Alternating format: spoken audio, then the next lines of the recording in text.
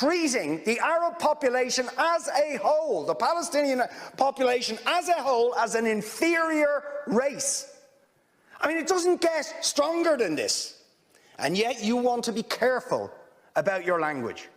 You're happy to correctly use the most strong and robust language to describe the crimes against humanity of Vladimir Putin, but you will not use the same strength of language when it comes to describing Israel's treatment of the Palestinians, when it is now being documented and detailed by two of the most respected human rights organisations in the world, and indeed has been alleged by dozens and dozens of non-governmental organisations, and to be honest, anybody who looks honestly at the decades of brutal, inhumane persecution of the Palestinians, successive assaults on Gaza, the annexation of their land and territory, the systematic application of apartheid rules, you don't want to even use the word apartheid.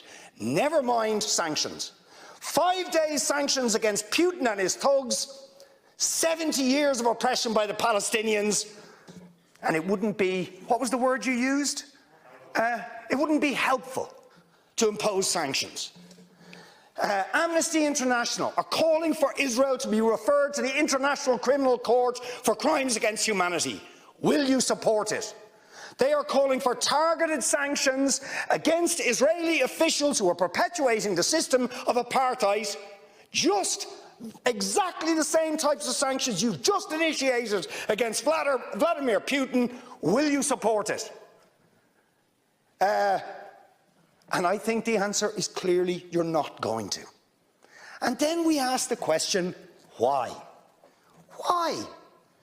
With such strength of feeling, Fine Gael and Fianna Fáil and Green TD stood up one after the other, saying it was intolerable, the thuggery and the warmongering and the brutality of Putin. You wouldn't stand for it. Urgent action had to be taken.